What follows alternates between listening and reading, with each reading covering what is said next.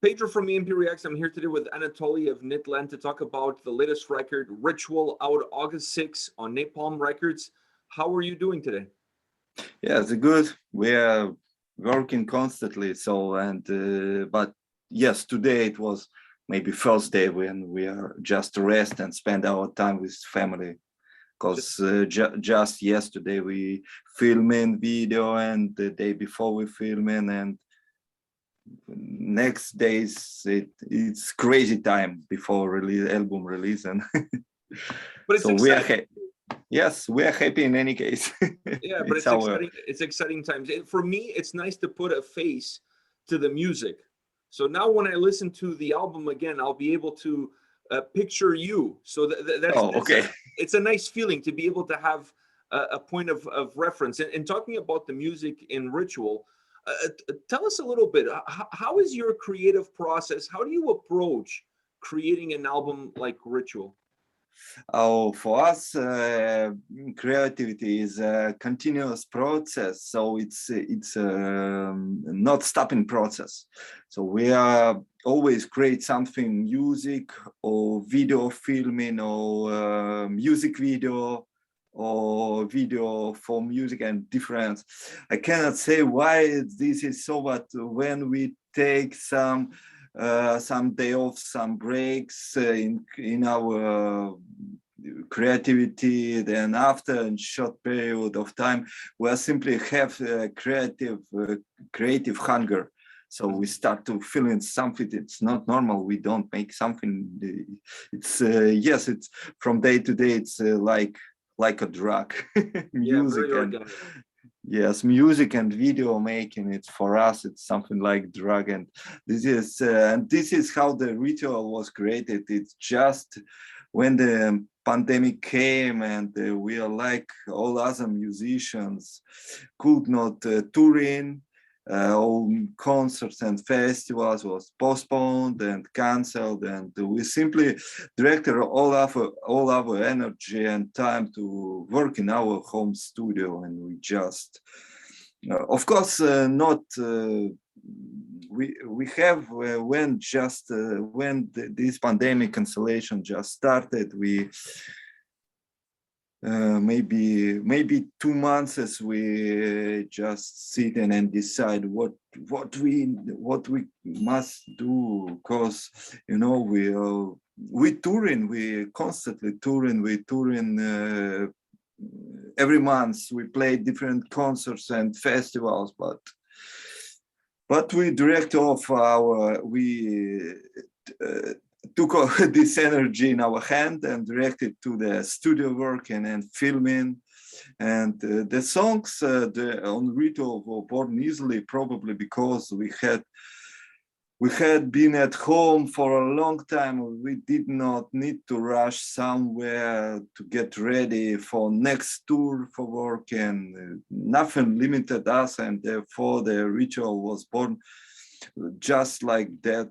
And it was a lot of time, and we just sit in and rest, and we take a breath, and we make new songs, and next song and next song, and it was really cool when we don't need to rush and just work in our studio.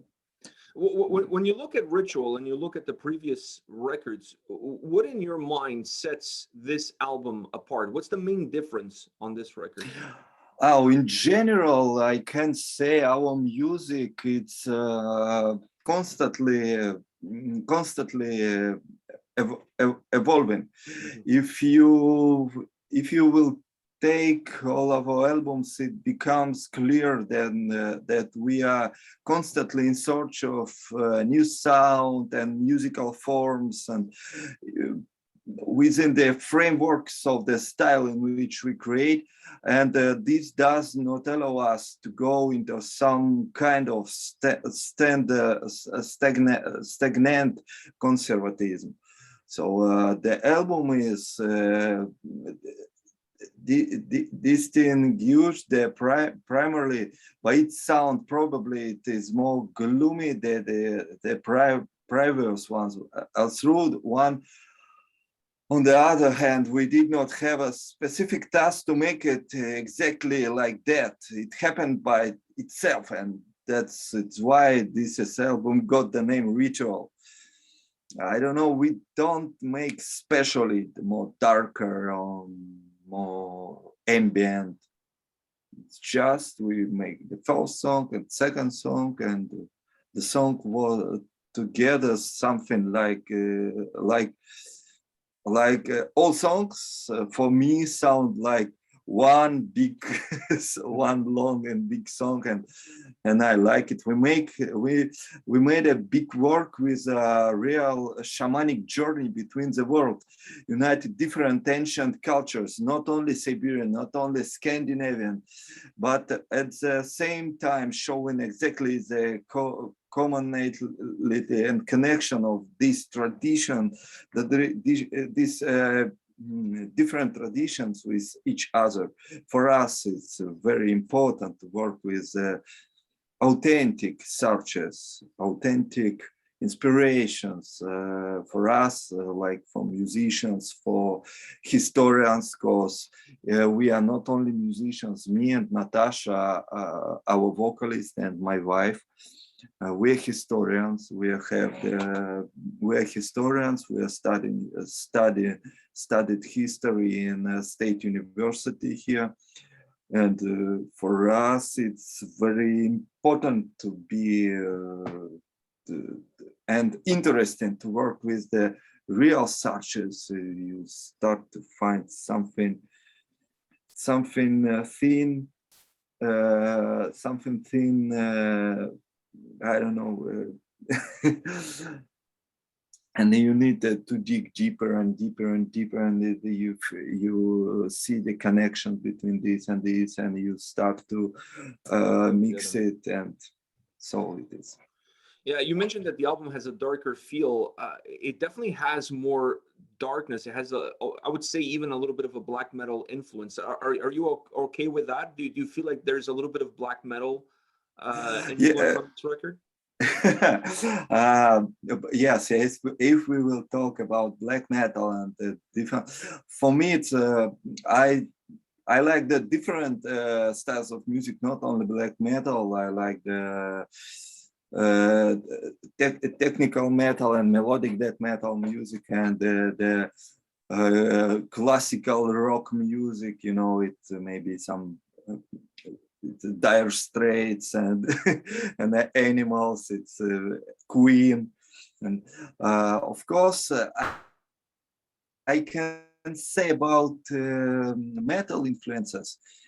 You can find the metal influences in our previous album in Cult, but here in Ritual, it's not so many like in previous. Yes, of course, metal music plays a big role in our life, but if I were to be a sincere, probably from the end of 2020, I practically stopped listening to heavy metal. From the pandemic start, I don't know why it happened, but I practically stopped listening to black or death metal. Now I'm every evening, usually every evening, I'm just relaxing more to classic rock and American folk music, like bands like Eagles or Johnny Cash. So yes, it's true. You know, maybe 2 weeks ago, me and Natasha just spent the time. We are just see the live concerts of the Green Day and Sum 41. It was, yes, and for relax. It's not metal. It's I don't know. But it's very help to relax, and it's songs of our childhood. It's especially for me and the Eagles and Johnny Cash and Dire Straits, and Queen and Rainbow and Black Sabbath. I think it's the same for you. It's one of the first bands of So this album probably contains some echoes of metal, but in general is not inspired by the ritual side of Siberian shamanism, by Siberian ritual traditional folklore, and of course traditional folklore of the native people of the north, of the native people of the Russian North, European and American North. And this is Bring it our all main together. inspiration. Yeah. You also mentioned the authenticity of your sound and the sound that this record has. One of the things that I really like was those elements of nature, the raven, the sound of the wind, the water, all of this stuff. It was phenomenal. Like, what do you feel that kind of inclusion, adding those elements, adding the actual sound of a real raven, adding the sound of nature, what do you feel like that gives to the overall experience of the record? So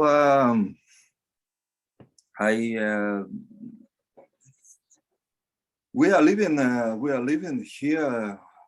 If you will find our place when we live on the map, on the Google Maps, we live in a very small town, Kalachinsk. It's a very small town in Siberia. And here especially, and I think you understand me, because if you in Canada, yes, in Canada you have the lot of nature. As I saw on different the National Geographic or Discovery channels, the Canada nature, it's very similar like our Siberian nature, and we live in small town. And nature around us, because I can right now I can go outdoor, and 5 minutes I will be already in deep forest on the bank of the river. So nature surround us from our days of we born, because we birth and live in here from the first our days here in this town. And the nature, I think and for me nature sound perfect, the nature sound itself perfect. And in first of all help us in working of the new songs. Nature is our main inspiration in the first, and it's every time I have the questions about inspirations, I usually answer our main inspirations. It's nature, our Siberian nature around us, and second it's our family, because our family, it's our band, it's our music. Natasha's voice and our son, we already start to help us, already start to filming in our videos, to record some vocal in our music. So our family. So we just listen to nature. I'm studied to listen to nature maybe 20 years ago, maybe early, when we starting to spend a lot of time on the nature. I'm just sitting and listening. When you sitting at the midnight in the deep taiga, you sitting alone, not other people together with you, not only a small dog. And the nearest settlement maybe 20 kilometers from you, and only taiga, Siberian taiga, only deep forest, and it's all. And you sit near your fire, and you just listening to nature, and it's all. You don't need anything.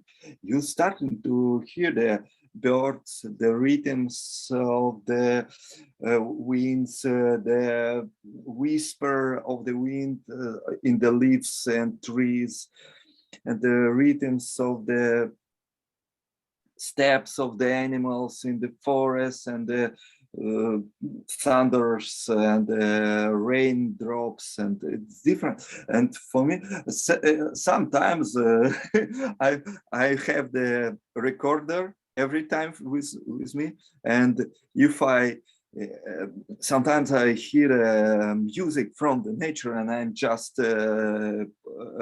put on my recorder and I record the rhythm.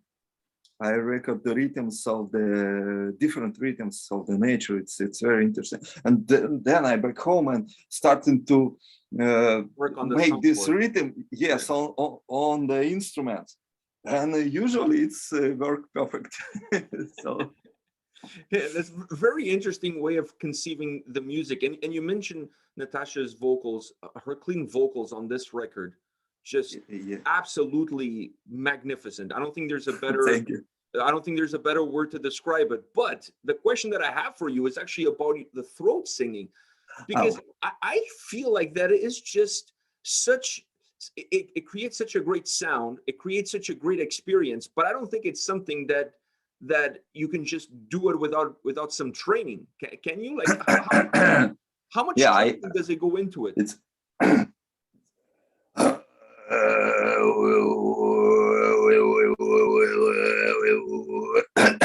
sorry, it's already a little tired, but yes, it's Wow. not problem for us because throat singing. It's one of a traditional singing form of Siberia. So here, a lot of the people, especially the people from the native tribes of Siberia, it's I think they're similar like in Northern America native tribes, and same here because the people from the native people of Siberia are living. A lot of people living here, and a lot of these people keep their tradition, and of course it's vocal traditions, and of course it's a throat singing. For throat singing, it's tradition of Siberia, Far East, and Mongolia. And it's not problem here to study, to start practice to throat singing. Of course, for Natasha, it was little harder because these styles of throat singing, this style, it's not typical for women, because the woman had a little difference of their voices. The vocal cords. Yes, the vocal cords, and it's little difference, especially little higher tone. And for Natasha, it was little more difficult than for me, but she had a lot of practice, and just today she's sitting and singing the songs from new album, because we had some plans for live shows for next months, and we need to practice it. Yeah. And just today, Natasha's. You need to exercise your muscles. Yes, it's really the same, because it's not similar like the simple talking on speaking on simple singing. For throat singing, you need to practice not every day, of course. It's you don't need to make to practice every day, but maybe 2 or 3 times on the week we need to practice to work with overtones, to work with pitching and different melodies. For it's yes, but it's yes, I like it. It's cool, really great, and it helped to realize some ideas. And yes. I have to ask you this. You live in a small town in Siberia. You have Yes. for us here in North America, it's a very folk traditional soundscape that you create with your band and with your music. Do the people in the town that you live know who you guys are and listen to your music? No, And no. are you completely like incognito? Nobody knows who you are. You can go to the market, nobody asks you for an autograph. It's several times we meet the people who, oh, I want to take your hand for, I want to take a thank you, but it's no, we trying to keep incognito here, because we don't, it's it's just it's for us this music, and for us what we making, it's nothing. We're we are not rock stars, you know. We are just musicians, and we, I don't know how I can explain it, but yes, here we trying to keep incognito in the we don't play concerts here.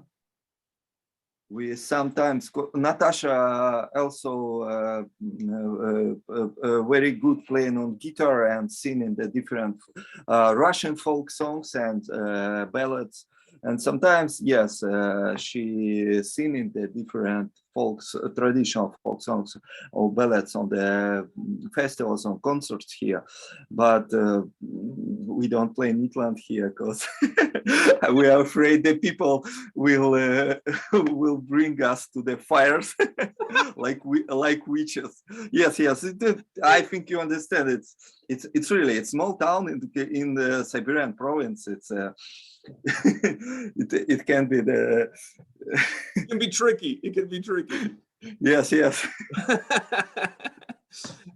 Do you have a favorite song on this record that you're really looking forward to playing it live once you're able to start playing Yes, tours again? yes. For me, uh, especially favorite songs for I don't know for playing live, because especially all songs we try to play and also live, and most energy you keep there from the live show, because when you playing on the stage and you feel this really power, feel the really energy to back to you, and you bring this energy to the people, and it's something, it's around, and it's great. And for me, we already played some of these songs on the live concerts, not maybe one or 2 months ago, on small concerts. And for me, it's a favorite songs, the Fires of Ragnarok, Yugra, and Svartravn. For me, it's my favorite songs, I can say. I think for Natasha, it's Fires of Ragnarok and Yugra, and maybe Ritual of Tito something. And yeah, well, Ugra is a great track. I honestly, the moment I heard that song, I was like, you guys gonna definitely have to put this on your set list, because it's just, yes, of course it's just all a great track. Yes, yes. So, Yugra, it's one of the main songs of our new play on our new live set list. In our maybe we to the live set we did not take only 2 songs from this album. It's Birth of the Shaman, because it's a little difficult to perform it live on the stage, and the Dead Man Dance, because it's a lot of instruments.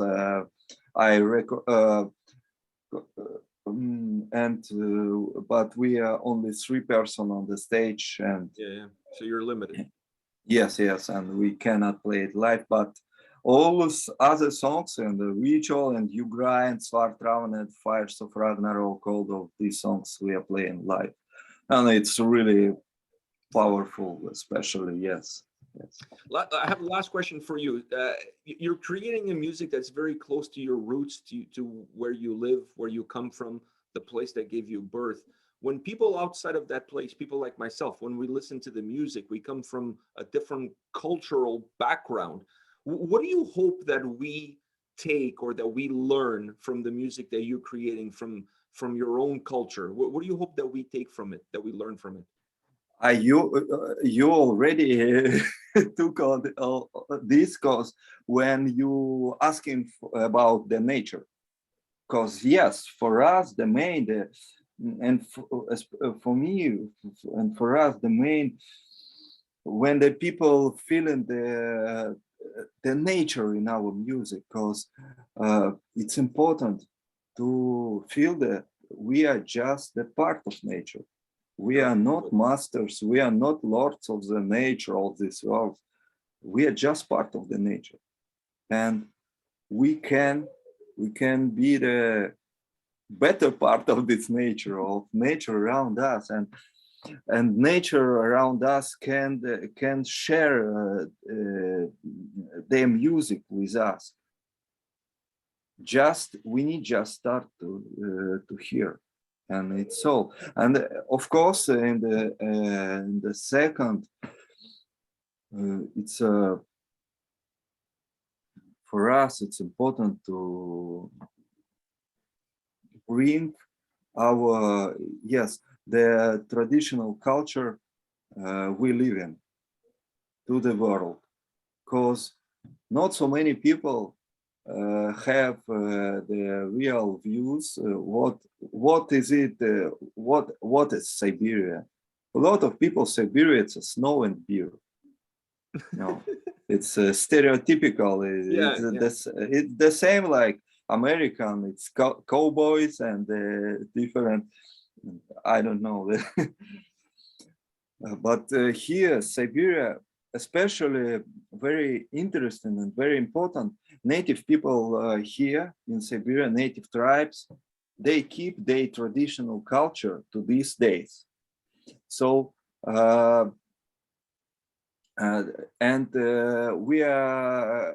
have a lot of friends from the native tribes of Siberia, and we want to show to the world the traditional culture, live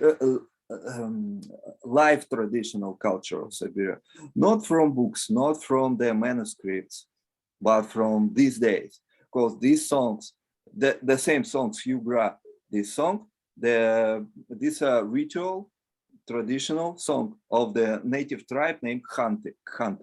Yes, and these songs, they sing this song at these days. During the holidays, during the different rituals, and these days, not, of course, these songs have the deep roots, maybe, I don't know how many 100 years roots, but especially, and the important, these songs right now living, and the people, they know, so I can't talk the many, but like they have roots in the past, but they're still alive today. Yes.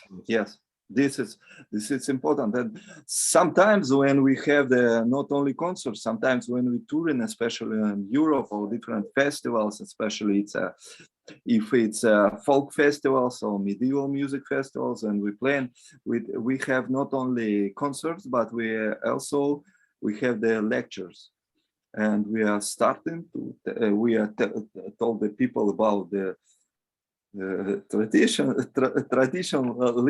life tradition here in Siberia. The people, it's very interesting. It's very interesting for people, because it's a lot of different interesting things I can say about the connections between the Siberian tribes and tribes of native tribes of Northern America.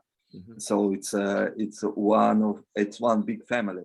It's the same, because the tribes of Northern America have their roots from the Siberia, and some sounds of language, some songs, some musical, some ornaments and clothes. Mm-hmm. But I can't speak it a lot of time. But yes, it's very important to know it's very important to feel the nature, to feel the part of nature. And it's very important to remember about the roots, and very important to learn it from the people who keep it, mm-hmm. from the people who live around us and keep it. For us, it's important, because we are living here. Anatoly, thank you very much for your time today. It was an absolute pleasure to chat with you, to learn a little bit more about the band, about the music. Thank you. I guess the only thing I can say is congratulations on Ritual, on the great record that you guys put together, and all the best for you guys on August 6th on release day with Napalm Records. Yes, yes, we are looking forward. Yeah, thank you. Take care. You very much. All the best. All the best. Thank you.